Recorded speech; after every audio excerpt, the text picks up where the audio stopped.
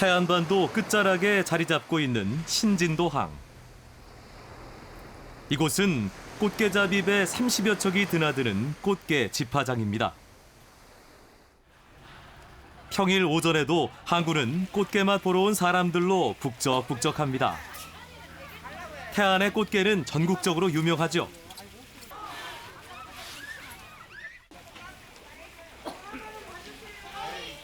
이런 술은 이런 삶아 먹는 용도는 이런 삶아 먹는 거. 알이 진짜 깍깍 찼어요. 여기 양쪽으로 다. 안 넣으면 이렇게 잘생겨서 예뻐요. 그리고 최고 맛있을 때고요. 꽃게가 최고 철이에요. 바닷물이 따뜻해지는 4, 5월이면 태안의 꽃게잡이 배들은 잠시도 육지에 발을 붙일 틈이 없습니다.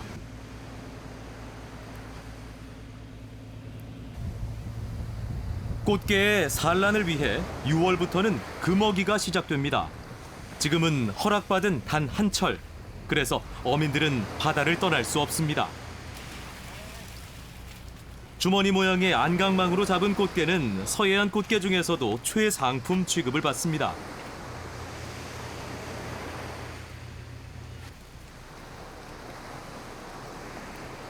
배 위로 어른 손바닥만한 알배기 꽃게들이 수북히 쏟아집니다. 요즘 잡히는 꽃게는 암컷이 80%를 차지합니다. 곧 산란기에 접어들기 때문이죠.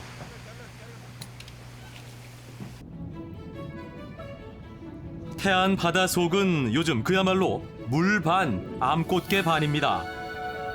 깊은 바다 속에 사는 꽃게들은 알을 낳기 전 영양분을 보충하기 위해 바닷가 연안을 찾아옵니다. 물 아래 생명의 원천이 되는 갯벌을 안고 있는 태안 앞바다는 먹잇감이 풍부하기 때문에 꽃게들이 알을 낳는 보금자리로 그만입니다.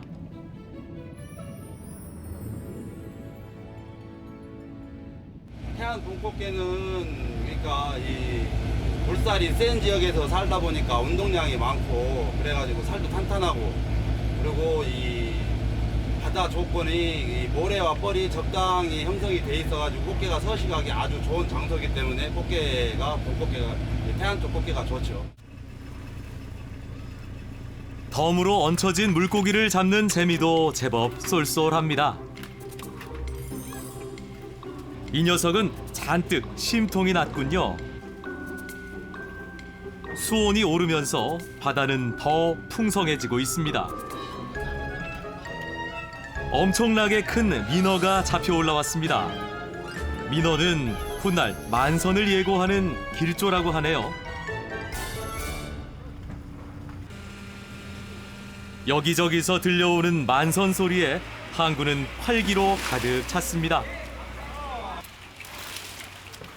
태풍을 이룬 꽃게를 마주하고 나니 추운 겨울 내내 꼭 닫혀있던 바다 곳간이 활짝 열렸다는 걸 실감하게 됩니다.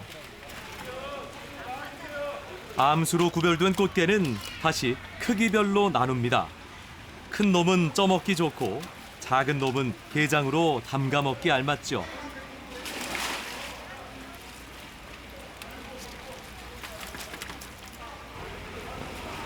좋은 꽃게를 선점하려는 한판 승부가 펼쳐집니다. 이곳에선 하루 4톤이나 되는 꽃게들이 전국 각지로 팔려나갑니다.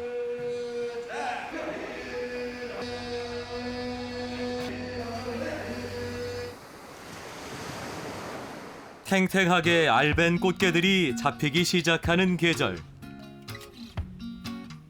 태안의 아낙네들은 꽃게를 갈무리하기에 바쁩니다. 방법은 아주 간단합니다. 소금 독에 꽃게를 푹 묻어놓는 것이죠. 꽃게의 등딱지 속에도 소금을 꽉꽉 채워 넣습니다. 꼭 눌러놓는 집이나 이런 수수나무, 수수땡이 이렇게 걸쳐놓고서 이놈이 꽉 눌러놓지. 이건 보관용이요, 보관용. 그래, 두고 먹으려고 보관하느라고 보관하려고. 옛날엔 냉장고도 없고 보관이 없잖여. 그러니까 어떻게 할 수가 없으니까 옛날 어르신들이 참 지혜가 좋잖여. 여기다가 이제 소금을 이렇게 채워가지고 해서 도관에다 넣고 돌을 꽉 찌들러 놨다가 한여름에 시골은 다 보리밥 먹을 때 이는 꺼내서 그 보리밥을 먹으면 진짜 맛있어. 이 살이 꼬들꼬들해갖고 쫀득쫀득. 이렇게 몇 개월 묻어두면 꽃게는 곰삭은 맛이 더해져 밥 반찬 역할을 톡톡히 해냅니다. 하루 2번 갯벌은 속살을 드러냅니다.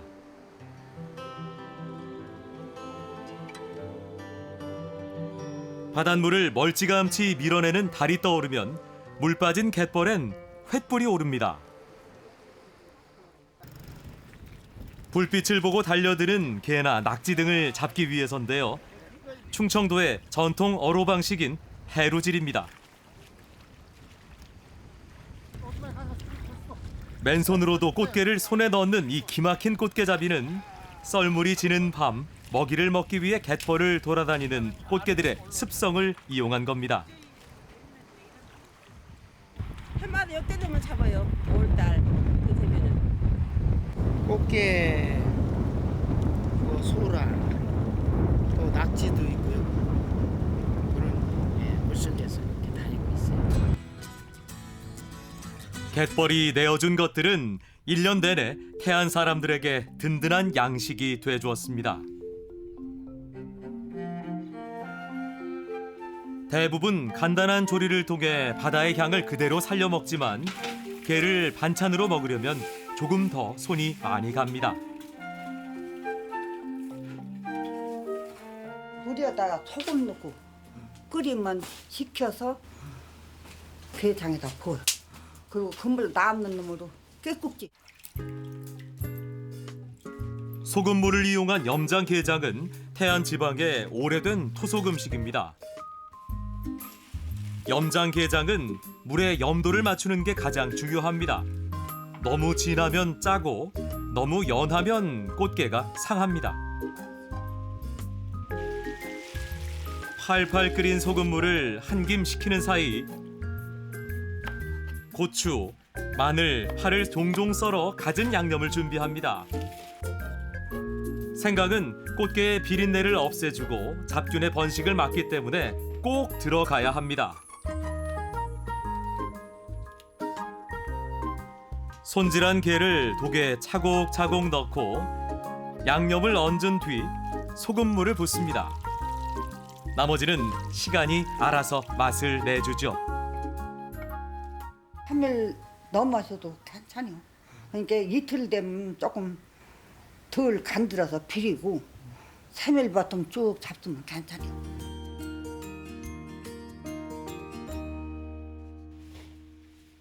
염장게장 속 국물은 또 다른 음식으로 재탄생됩니다. 이제 진장 허고서 시래기 나오잖아요. 그런 놈 겉잎알 이런 걸로 깨끗이 담아먹지 요새도. 배춧잎을 툭툭 잘라 넣고 살이 밖으로 다 나와 먹지 않는 염장게장도 다듬어 넣습니다. 그 다음 김장 겉절이 무치듯 소금과 젓갈을 넣고 버무립니다. 옛날에는 이런 거 안 넣었어요. 박하지, 직져놓고. 저 능쟁이 그런 거 직져놓고 담았어요. 꽃게는 안 넣었어요? 꽃구이는 구엽다고 넣까. 구여서 안 넣죠. 아삭한 배추와 곰삭은 염장게장 국물이 어우러져 게국지는 묘한 맛을 냅니다. 배추 우거지 대신 늙은 호박을 숭덩숭덩 썰어 넣어 만들기도 합니다. 이렇게 담가놓은 게국지는 태안 사람들의 밥상에서 사시사철 빠지지 않는 밑반찬 노릇을 했습니다.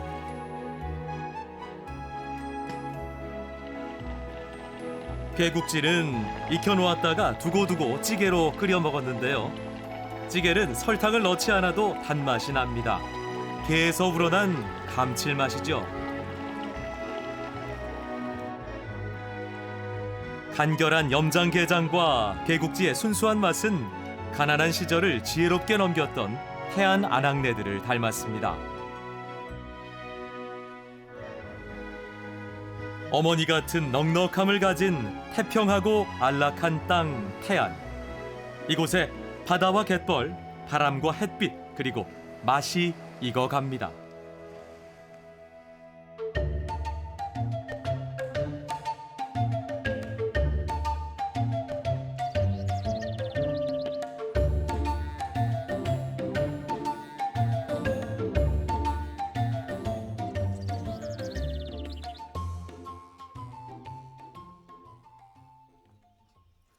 보리가 푸르게 우거져 가는 곳, 충남 홍성입니다.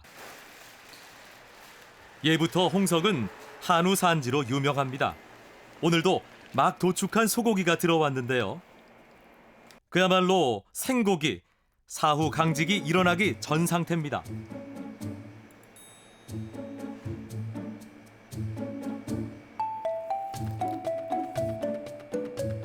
고기가 살아 움직이는 듯합니다.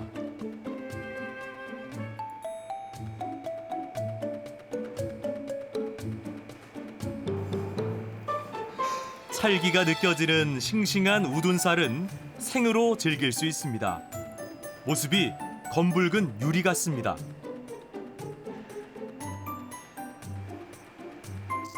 이건 지라입니다. 소의 비장이죠. 지라도 생으로 먹고 철분 덩어리인 간도 생으로 먹습니다. 등골도 마찬가지죠. 소고기 부위는 그 생김새에 따라 이름이 정해진 경우가 많습니다. 이 자체가 낙엽처럼 생겼다고요. 그래서 낙엽살입니다. 이거는 업진살입니다.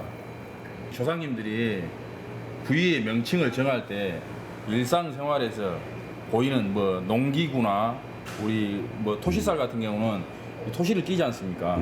그 모양새를 본떠서 토시살. 살이 겹겹이 쌓인 안창살은 커튼 주름살 같다고 해서 붙여진 이름입니다. 흔히 뒷고기라고 하죠. 맛이 좋아서 뒤로 몰래 감춰놓고 상인들만 즐겼다는 풍설처럼 이곳 상인들도 특별한 부위를 골라 먹습니다. 이건 염통입니다. 콩팥도 구워 먹습니다. 일반 식당에서는 구이용으로 잘 팔지 않는 것들입니다. 콩팥은 단백질과 무기질이 많다는데 그 맛도 여느 쇠고기와는 다르다고 합니다. 요 맛으로 먹는 거예요. 와, 맛있어. 약간 숯에다가 구우고 불레가 조금 난 듯하면서 아삭아삭하게 맛있어. 삶은 밤, 햇밤, 삶은 밤, 맛이 아니 삶은 그 밤. 아니 맛이 상당히 좋구만요. 처음 먹었어요. 나는 염통은 먹어봤는데 콩팥은 처음 먹어봤어요. 근데 나는 이상할까 생각했는데 먹어보니까 진짜 맛있네요. 맛있어.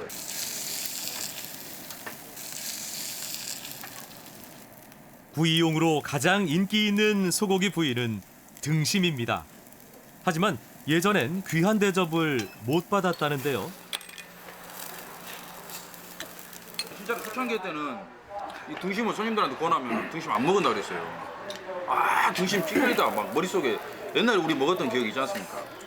등심은 막 질기다. 옛날에는 소가 10년, 15년짜리를 잡아. 그냥 쟁기지르고 왜 그냥 오래 키우, 그런 소가 소리를 키우다 보면 했어. 오래 키우니까 거기가 질거. 질기니까 이 등심매로 이렇게 구워갖고 먹는 게 아니고 썰어서 무시하고 냉동이었죠, 냉동. 막. 국을 끓여갖고 먹는 그 국물 먹는 시대니까. 요즘은 등심 말고도 다양한 부위가 있습니다. 한우 고기의 각 부위 명칭은 50여 가지나 됩니다. 안창살이나 치맛살 같은 특수 부위의 이름은 한국전쟁 이후 발골사들 사이에서 자연스럽게 만들어졌죠. 이름은 몰라도 맛을 내는 소고기 부위는 모두가 알고 있습니다. 특히 소머리는 귀한 식재료입니다. 2시간은 3시간은 삶아야 돼. 3시간. 소머리 국밥하고 또 썰어서 수육 만들어서 이렇게 찍어 먹고 그런. 추우면 참 좋은 거라고 이게 불때는 게. 소머리 음식은 커다란 가마솥이 없으면 할 수 없습니다. 그래서 옛날엔 마당도 부엌이 됐습니다.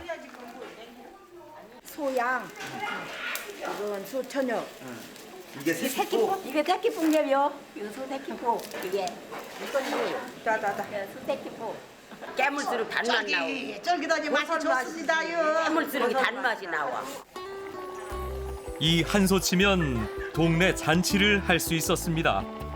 또 필수 아미노산과 양질의 단백질이 가득해 온 동네 어르신들의 몸보신 음식이었죠. 목줄대기 주라 통. 목줄기도 드시는 거예요? 예, 이거 조금 뚝뚝해요. 버리는 게 아무것도 없지요. 입으로 향하는 손길이 멈추지 않습니다. 부위마다 다른 맛이 나는데 참아낼 수 없죠. 진짜 맛있는 맛. 새끼포는 기름이 많아서 고소한 맛이 있고 양은 이 보송보송한 맛이 있고 또 허파는 물렁물렁하는 맛이 있고 그래요. 어머니 많이 드셨나 봐요. 네, 많이 먹었어요. 뻔뻔히 갖고 고소와. 깨물수록 고소해요, 이거는. 천엽은. 그래서 어디 가는지 천엽 잡수면 좋아요. 자, 고춧가루 넣어.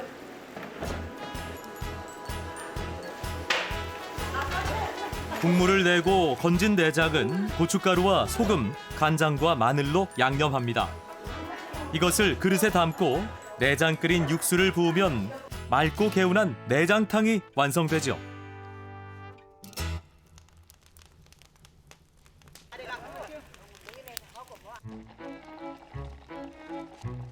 국물이 어느새 우윳빛입니다. 장작불이 뜨겁게 껴안은 보람입니다. 소머리뼈에서 살을 발라내는 사람은 땀을 흘리고 보는 사람들은 군침을 흘립니다. 살코기가 많이 나오네요. 많이 나오고 머리가. 흘려도 여기 괜찮은 맛이 받아. 뼈밖에 없을 것 같았던 푹 고운 소머리. 그런데 나오는 고기의 양이 어마어마합니다. 모두의 손을 거쳐 소머리 수육이 완성됐습니다. 수육고기에 육수를 부으면 소머리국이 되죠. 논도 갈고 밭도 갈고 그런 걸 하니까 그거 없으면 이제 있는 집에 가서 갖다 쓰고 소를 빌려다 썼지. 옛날에는 순전히 소가 일 있잖아요. 지금은 기계와라 트럭터 기계 이런 거가 다 하고 하던 거 옛날에는 소가 다 했어요. 그 옛날에는 소가 농기계였습니다.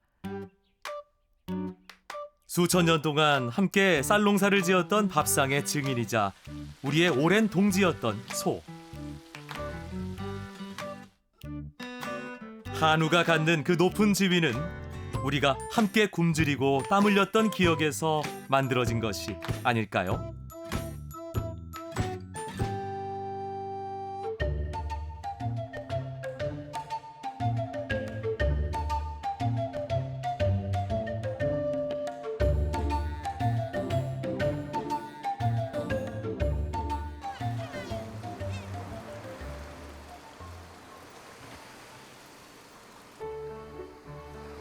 봄은 바다에도 옵니다. 앙칼지게 차갑던 바닷바람이 한풀 꺾일 쯤이면 저 바다 깊은 곳에서 봄을 알리는 녀석들이 하나둘 얼굴을 내밉니다. 아직 어둠이 내려앉은 새벽. 오천항을 깨우는 건 키조개 어선입니다. 2시간쯤 힘차게 내달린 배가 바다 한가운데 닻을 내립니다. 키조개는 잠수부들이 잡아냅니다. 깊은 바다 속에 몸을 숨긴 키조개를 잡으려면 2~3시간을 장비에 의지한 채 견뎌야 합니다.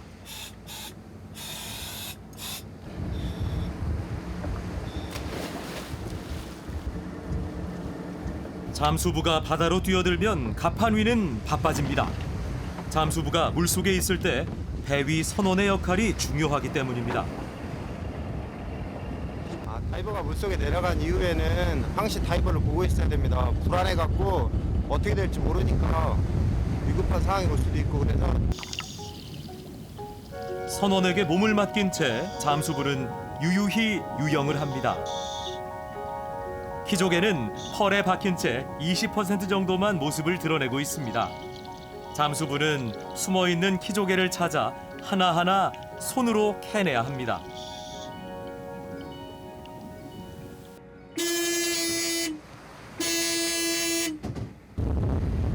잠잠했던 바닷속에서 신호가 왔습니다. 어망이 다 찼으니 올려달라는 신호입니다.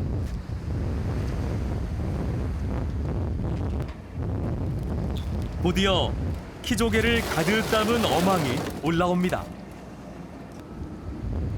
길이가 30cm에 달하는 키조개는 연안에서 자라는 조개 중 가장 큽니다. 키조개는 그 크기만큼 껍데기를 닫는 근육인 폐주, 즉 조개 관자가 여느 조개와 달리 큼직한데요. 그 맛도 일품이지요. 예전엔 키조개를 대부분 남해안에서 잡았습니다. 1970년대로 들어서면서 보령이 키조개 생산지로 유명해졌죠. 오천항은 키조개 전국 생산량의 60%를 차지하고 있습니다.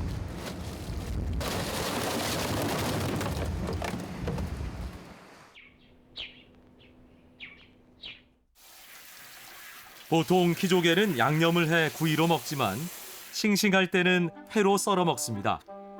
익히지 않고 날것으로 먹어야 폐주 특유의 감칠맛을 제대로 느낄 수 있답니다.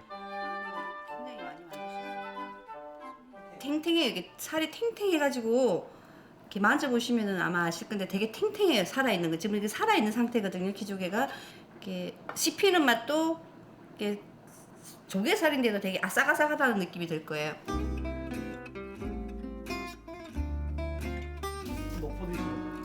날감지 혹은 히모라 부르는 외투막은 소금을 넣고 깨끗이 씻어줍니다. 외투막은 폐주와는 또 다른 맛을 가지고 있는데요.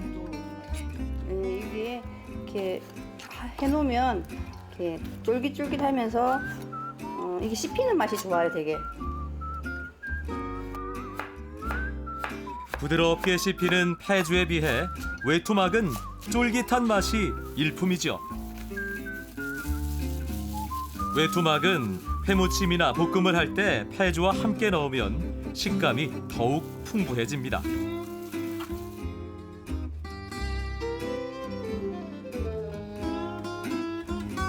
해물 전 중에서 으뜸으로 치는 것이 키조개전입니다. 얇게 점인 폐주에 달걀 반죽을 입힌 다음 약한 불에 그윽하게 구워냅니다. 살살 녹는 부드러움이 씹을 필요가 없을 정도라네요.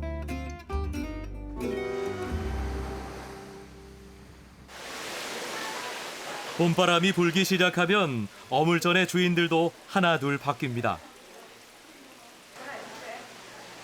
이 시기 무창포 어시장에서 가장 큰 자리를 차지하는 건 주꾸미입니다. 겨울철 깊은 바다에 숨어있던 주꾸미는 날씨가 풀리면서 서서히 연안으로 나와 알을 품는데요. 그때가 되면 이렇게 어두운 곳으로 찾아 들어가 잔뜩 웅크린 채 몸을 숨깁니다.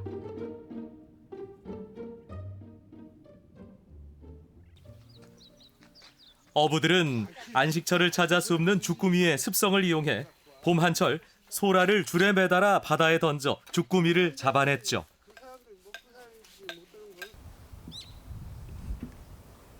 가끔 나 그렇게 낙지과에 속하는 주꾸미는 낙지 호롱이처럼 양념을 해 구워 먹습니다. 주꾸미가 고소한 냄새를 풍기며 노릇하게 구워지면 저절로 소리가 하나씩 빼먹곤 했던 음식이죠.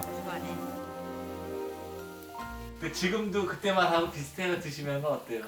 지금도 맛있는데 그때가 더 맛있었지. 옛날이가 더 맛있었어. 왜 그랬을까요? 몰래 먹으니까. 그때는 배고픈 시대였고. 지금이나 예전이나 개눈 감추듯 몰래 먹는 맛이 최고입니다. 가장 대중적인 주꾸미 요리는 두루치기입니다. 갖은 채소와 주꾸미를 넣고 볶아낸 주꾸미 두루치기는 코끝에 땀이 송송 맺힐 정도로 매콤합니다. 밥도둑일 뿐만 아니라 술안주로도 그만이죠. 어린 시절 할머니와 어머니에게 배운 음식들로 밥상을 채웁니다. 이 맛은 다시 딸의 손끝으로 대물림 되겠죠.